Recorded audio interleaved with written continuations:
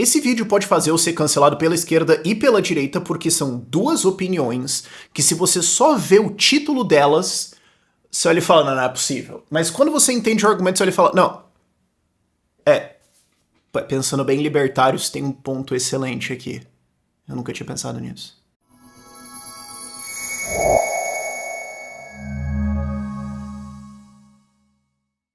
Isso aqui é muito inspirado num livro do Bryan Caplan, que é o The Case Against Education, o caso contra a educação, que já é o suficiente para muita gente olhar e falar, quê? O Bryan Caplan, quando ele escreve livros, ele tem um estilo. Ele fala, eu quero pegar alguma coisa que quase todo mundo concorda baseado em bom senso e discordar só pra ver o que acontece. Porque, na maior parte das vezes, eu tô errado e de fato eles estão certos. Mas às vezes, os dados estão do meu lado e uma opinião extremamente comum, na verdade, tá muito errada. E essas duas coisas são sobre educação. Como que eu posso ser cancelado pela esquerda falando que não existe sentido em tentar melhorar o sistema de educação atual ou gastar mais nele? O problema não é isso. E como é que eu posso ser cancelado pela direita? Reprovar alunos não vai ajudar em nada e, na verdade, a aprovação automática é uma política que faz sentido se você entende a argumentação e os dados do que está por trás disso. Vamos lá. Se você ainda tá nesse vídeo depois dessas duas frases, parabéns. Então, primeiro, o ponto que eu acho que todos vocês vão concordar aqui e depois o ponto que vai ser um pouco desafiador para vocês. Primeiro, praticamente não existe nenhum sentido em tentar melhorar o sistema de educação atual, nem gastar mais nele. Se você for ver as estatísticas atuais do resultado de educação no Brasil, você vai chorar no chão em posição fetal. O nosso IDEB praticamente não evoluiu no ensino médio e ele teve alguma evolução no ensino fundamental, mas é bem questionável de porquê. Você ainda tem grandes níveis de analfabetismo e mesmo subindo na escada acadêmica, você ainda vê um baixíssimo nível de educação. E não é como se isso fosse uma novidade, você tem esse problema endêmico há décadas e ele mostra quase nenhum sinal de melhora. E isso não é falta de gasto, porque isso é uma das coisas que o Caplan fala. Quase todo mundo concorda que a gente precisa gastar mais com educação. A não ser que você seja libertário, sabe? Se você for de direita, ainda assim, boa parte do eleitorado conservador, do eleitorado Bolsonaro no Brasil, concordaria que a gente precisa gastar mais em educação. Boa parte deles. Sim. Obviamente a esquerda concordaria nisso completamente e o ponto não é esse. O ponto é a gente já gasta mais em porcentagem do PIB do que a maior parte dos países desenvolvidos do mundo. A gente gasta mais em porcentagem do PIB do que a Alemanha ou França, países assim. Eu vou depois colocar uma tabela aqui de quanto a gente gasta em porcentagem do PIB em relação a outros países, mas não tem muito sentido ficar entrando nas porcentagens. O ponto não é o quanto a gente gasta, é o que acontece com esse gasto. E não é uma coisa que você pode consertar dentro do sistema, porque você pode falar, não, mas a gente pode tentar fazer mudanças dentro do sistema de educação para ter um gasto mais eficiente com isso. Não. Não. Porque o que você está falando é, a gente pode ter uma boa gestão de recursos públicos para entregar uma boa política pública. Boa é a palavra-chave aqui. Eu concordo com você, dado a minha experiência de trabalhar com políticas públicas desde 2019 em nível municipal e federal, que você pode elevar um resultado absolutamente lixo para quase medíocre. De fato.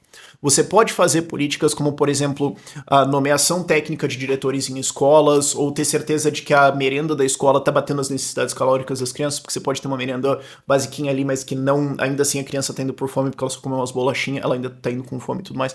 Você pode ter banheiros nas escolas e coisas que vão... Muita escola do Brasil não tem, ok.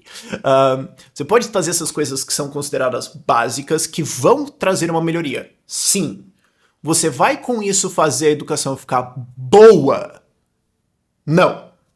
Você consegue fazer ela ficar quase medíocre. Eu tô falando isso da média no Brasil. Você pode ter bons locais ou boas coisas, mas quando você tirar a média de Brasil, isso vai resolver o problema? Absolutamente não. Você nunca vai sair de você tá quase medíocre. Você consegue consistentemente ter uma nota 5.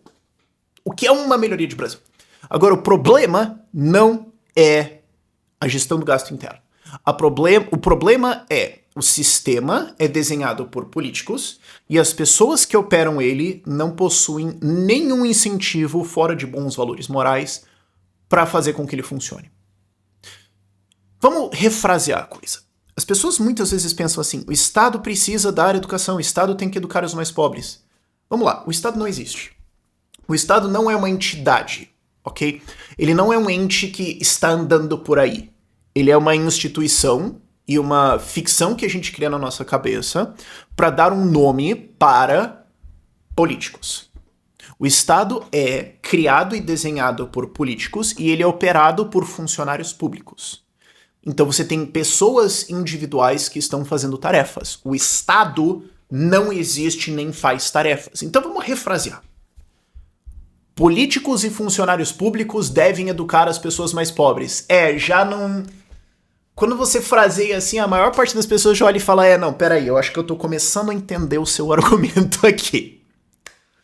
Os funcionários públicos, por mais que você tenha muitas pessoas que estão dentro da educação com boas intenções e que de fato querem fornecer uma boa educação, tem dois problemas. Primeiro, eles não têm nenhuma punição caso falhe ou nenhum incentivo caso funcione.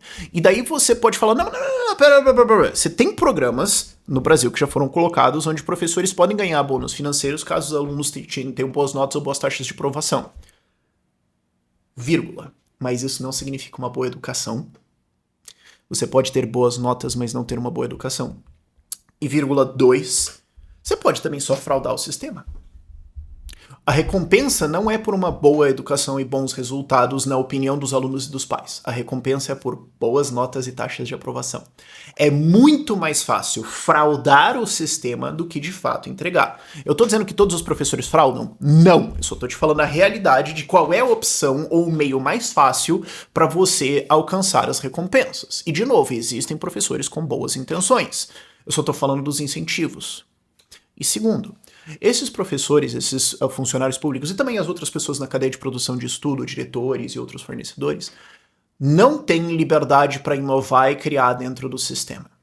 Eles são as pessoas mais próximas na linha de frente em educar crianças e eles têm praticamente nenhuma influência em como aquilo ali é feito. O que me leva ao segundo membro dessa estrutura, políticos. O sistema é criado por políticos. Você tem algumas coisas que são produzidas localmente em termos de alguma coisa de gestão de escolas em nível municipal, em educação fundamental, especialmente em alfabetização e tudo mais. Você tem algum nível de participação no nível de ensino médio também e tudo mais. Agora, você tem algumas coisas em que você pode cosmeticamente alterar. Você pode comprar um carro e mudar os pneus ou a cor do carro, mas você pode trocar o motor, a estrutura dele? Não. A parte técnica, a parte 80%, 90% da estrutura de como o ensino é fornecido, então toda a estrutura ali de aulas e de cargas e de algumas coisas assim, é desenhada em nível federal. Ok, em nível municipal e estadual, você pode ter ainda algumas coisas de, eu posso só fornecer uma baixa carga horária dessa coisa que eu sou obrigado e colocar algumas outras coisas. Os governos de estado podem colocar algumas coisas mais técnicas e tudo mais, especialmente dentro da estrutura do novo ensino médio, dá pra brincar um pouquinho mais. Ok. Em nível municipal, você ainda pode escolher um pouquinho do que vai ser ensinado na sala de aula.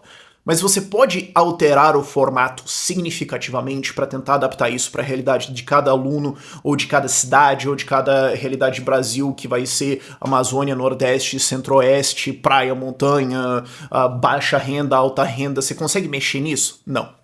Isso é desenhado por políticos que têm zero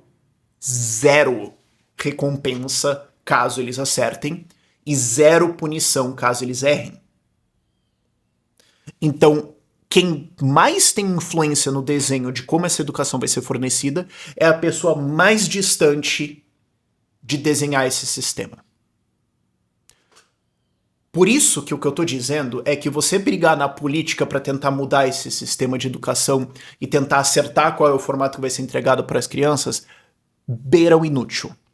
Como eu falei no começo, você ainda pode fazer mudanças de coisas, de critérios técnicos para nomeação de diretores, você pode tentar trabalhar no treinamento dos professores e tudo mais, mas o ponto é, você vai tirar isso da nota 2 ou 3 de 10 para 9? Não. Você vai gastar um grande esforço para fazer uma melhoria incremental, que ainda assim é bem-vinda, mas ela vale o seu esforço? E isso tem... E qual é o tempo? E qual é o custo? Qual é a alternativa? Tira o desenho do sistema de políticos e coloca em professores, diretores, pais escolas e empreendedores. E isso é um ponto que, depois que explicado, eu acho que 80% da esquerda ia concordar comigo, tipo, ele tem um ponto. Os outros 20% iam falar nazista, e fim, porque eu não sou de esquerda. Mas o meu ponto é, eu acho que boa parte das pessoas que se identificam como de esquerda, tipo, esquece o Zé Foicinha que acha que todo mundo que assistiu esse vídeo tinha que ser literalmente fuzilado. Eu não tô falando desse cara. Eu tô falando da pessoa que vota na esquerda em defesa da educação. 80%, se não mais, dessa população ia concordar completamente com esse ponto. Quem deveria se desenhar o sistema de educação, quem deveria ter liberdade para criar isso, é as escolas, os professores, os pais, tudo mais. Políticos deveriam ter praticamente nenhuma voz nisso, porque isso tem nada a ver com isso. Sim. Então o que eu tô propondo aqui? Ao invés da gente ficar focando em qual vai ser a discussão em nível estadual ou federal de fazer educação, é falar, cara, vamos fazer uma reforma educacional que passa o poder para as escolas e abre a possibilidade da criação de milhares de formas de ensino diferentes. Metade delas vai dar ruim? Sim. E você vai perceber isso em 6 meses a 1 ano. Os alunos e os professores já vão falar, aqui nós viajamos. Aqui não, esquece. E daí você pode copiar outras coisas que deram certo. Sim, quando você começa a criar, as primeiras ideias muitas vezes não são muito boas. Demora um tempo para você ter esse tempo de seleção do que não funcionou, copiar o que funciona e ter esse processo descentralizado de uma porrada de escolas tentando acertar. O meu ponto é, professores, diretores, pais e alunos têm muito mais chance de, tentando milhares de ideias diferentes, acertar um bom sistema de educação ou dezenas ou centenas de bons sistemas de educação diferentes para realidades diferentes do que um bando de deputado federal. Se alguém quiser argumentar contra, eu tô realmente interessado em ouvir qual seria o argumento. Mas agora vamos para o segundo ponto. Por que que eu mudei a minha posição? Eu era a favor de ter que reprovar os alunos mesmo, porque daí eles vão aprender, porque se você colocar aprovação automática, ele vai ficar acomodado e tudo mais. Eu virei essa minha posição. Agora eu defendo a aprovação automática. Não pelo ponto que a esquerda faz. A esquerda porque aí o aluno vai se sentir inferior, porque não sei o que, não sei o que. Não. O meu argumento é completamente diferente. O meu argumento é o seguinte. Especialmente nos últimos anos do ensino, nono ano, ensino médio, na primeiro, segundo e terceiro, se você reprova um aluno, a chance dele evar de escola é muito alta. A chance dele sair do sistema completamente é muito alta. Especialmente depois da segunda reprovação. E se ele faz isso, a probabilidade dele ir pro crime, ficar na pobreza permanentemente e ficar dependendo de benefícios sociais permanentemente, gravidez na adolescência e várias outras coisas que fazem com que o resultado dessa pessoa ao longo da vida caia e que ela dependa mais de repasses do governo, que ela viva mais de imposto, a chance disso tudo dispara fantasticamente. Mas ela não vai aprender. Se a gente não reprovar, ela não vai aprender. O meu ponto, baseado no argumento anterior, é que se ela ficar, ela também não vai aprender. Se ela for reprovada e fizer o ano de novo, ela também não vai aprender. E se ela se formar, a realidade do aluno médio no Brasil é que ele também não aprendeu nada. Você está muito convidado a me explicar agora nos comentários tudo que você lembra sobre logaritmos. Porque você aprendeu isso na escola, supostamente. Se alguém que não está nos 2 primeiros anos de engenharia ou curso matemática chegar e dar uma boa explicação de logaritmo, eu vou ficar muito impressionado. De memória, claro, se não vale Wikipedia e tudo mais. Então, meu ponto é que você reprovar o aluno não vai ter praticamente nenhum efeito em ele aprender mais coisas. Porém, vai ter um efeito em aumentar muito a probabilidade da vida dele acabar por causa disso e ele ficar permanentemente dependendo de recursos federais. E ao aprovar ele, pelo menos ele ganha o diploma. E, como Brian Kaplan mostrou no livro dele, The Case Against Education, em torno de 70% a 80% do ganho financeiro de um aluno não vem da sua educação, vem do fato simples dele ter um diploma. Isso significa que boa parte do que a gente está colocando de educação e boa parte do tempo é puramente um desperdício. E todo mundo que já passou pelo sistema convencional de ensino entende isso. Eu fui até o 4º ano de psicologia, eu não me formei porque eu não estava minimamente interessado, mas o ponto é que, assim, o curso tem 5 anos, ele poderia facilmente ter 2. Teve matérias inteiras que a gente teve por um semestre que eu olhei e falei, gente, isso aqui podia ser uma palestra. Na moral, isso aqui podia ser uma palestra. 45 minutos matava. Mas é que como na grade diz que tem que ter 6 meses de aula, eles colocaram isso. E eu acho que todo mundo que passou pelo sistema convencional de ensino tem essa experiência, ou de matérias que você olha e fala, cara, por quê? Assim, o ensino inteiro de matemática do segundo ano do ensino médio pra frente, inteiro. Por quê? Matrizes, trigonometria, logaritmos, polinômios, equação de segundo grau, terceiro. Cara, tudo isso é pré-cálculo. E isso é pré-cálculo para depois você entrar em engenharia. Eu sei porque eu estava estudando para engenharia quando eu estava no ensino médio, eu já sabia cálculo no terceiro ano e tudo mais. Então você falou, não, agora eu entendo o sentido disso. Agora sim, se você não vai ser um engenheiro e se você não vai trabalhar com cálculo, para quê? Não. Qual é o mínimo sentido? Entende? Ponto. Então, por que as pessoas quando se formam ganham mais? Porque o diploma delas sinaliza alguma coisa. Esse diploma está sinalizando que você chega na hora, que você não briga com todo mundo, explode a sala e vai embora. Você conseguiu ficar naquela sala por 3 anos ou 5. Sinaliza que você é capaz de ouvir informação, decorar isso e repetir isso. Não que você entendeu, mas minimamente você tem essa habilidade. Significa que você tem a habilidade de se organizar minimamente. Significa que você fez essas coisas e por isso você tem essas habilidades mínimas para ser cogitado para uma vaga de emprego. Porque se você não tem um diploma de ensino médio, todo mundo vai olhar e falar, cara, mas o que aconteceu? Você não conseguiu sair do ensino médio. Você não tem nem tipo um EJA, assim. Você não tem nem ali, você chega lá, só faz um... Acabou? Não. O que foi? Isso não quer dizer que as pessoas que não têm um diploma de ensino médio são burras ou tudo mais. Eu só tô falando que um recrutador, na hora de contratar alguém, especialmente para empregos simples que vão requerer ensino médio, qual que é o primeiro filtro que ele pode colocar para excluir os candidatos que têm uma alta probabilidade de não serem adequados para a vaga? Diploma de ensino médio. Então, se você não tem isso, a chance de você nunca conseguir um emprego minimamente decente na sua vida, eu tô falando, tipo, sei lá, call center, caixa de supermercado, é bem alta. Claro, aqui eu tô falando no quesito de ensino médio, mas a mesma coisa vale para graduação, mestrado ou doutorado. Você que tem uma graduação e trabalha na sua área, o que na sua graduação foi fundamental para o exercício da sua profissão hoje? A não ser que você seja, tipo, um médico, você provavelmente tá falando, não é.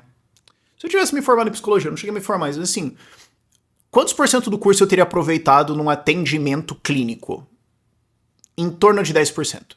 Se eu tivesse ido para RH, provavelmente menos de 5% do curso. Se eu tivesse ido para academia e pesquisa, menos de 25% do curso. A grande maior parte deles simplesmente iria pro lixo, completamente. E tem várias profissões onde seria muito melhor você ter só feito trabalho. Arquitetos, eu adoro esse exemplo. E se ao invés de fazer os 5 ou 6 anos de faculdade, porque às vezes você vai reprova em matérias porque a arquitetura é um curso extremamente pesado. E se ao invés de fazer o curso, você tivesse só feito 10 estágios de 6 meses diferentes? Você teria aprendido mais ou menos que no seu curso. Esse é o ponto. E hoje é extremamente normal pessoas que se formam e depois trabalham em áreas completamente diferentes do que eles formaram. Então a totalidade de habilidade que eles aprenderam foi pro lixo. Agora, o diploma sinaliza, um diploma de graduação, ou mestrado, ou doutorado, sinaliza que você é uma pessoa organizada, pesquisadora, capaz, vai atrás, blá, blá, blá. Isso vale bastante. Então, quando você tem, sei lá, 1.500 pessoas para 10 vagas, se você é o recrutador, quais que são os 3 primeiros filtros que você coloca para excluir pessoas e ficar nos melhores currículos? Ele é formado na área, inglês e alguma coisa assim. Então que você tem uma inflação dos diplomas. Quando todo mundo tem graduação, mestrado é o diferencial. Quando todo mundo tem mestrado, doutorado é o diferencial, ou pós, ou MBA, ou o que for. Mas não tem nada a ver com o que está sendo ensinado. Voltando para a reprovação. O aluno médio no Brasil não vai aprender nada de útil no ensino médio. Nada. Ah, mas Rafael, português e matemática. Isso é ensino fundamental. Português e noções básicas de matemática que você vai usar na sua vida, escrever, ler, interpretar textos, alguma redação mínima, são habilidades que vão ser colocadas em você no ensino fundamental. Inclusive, por isso que tem a tese, que eu concordo, de que o ensino fundamental devia ser só português e matemática. Porque a gente tem dificuldades nisso. Agora, isso tem muito mais a ver com problemas de alfabetização que estão lá na primeira, terceira série. E isso é uma coisa que eu já tive essa conversa com especialistas de ensino integral. porque a gente cogitou a ideia de colocar ensino integral dentro do caderno de políticas públicas do Partido Novo, tudo mais que eu fiz um vídeo recentemente sobre isso, aliás, ontem.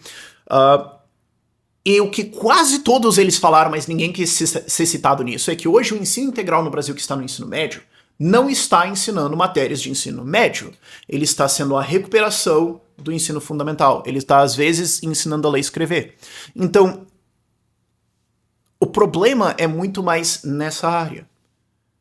Aprovar ou reprovar um aluno no segundo ano não vai mudar nada disso. Você precisaria de intervenções mais específicas dentro de educação para ensinar português, matemática, direito. Agora, reprovar o aluno vai fazer o quê? Nada. Não vai. Ah, não, mas é porque senão ele não vai desenvolver valores. Escola não desenvolve valores.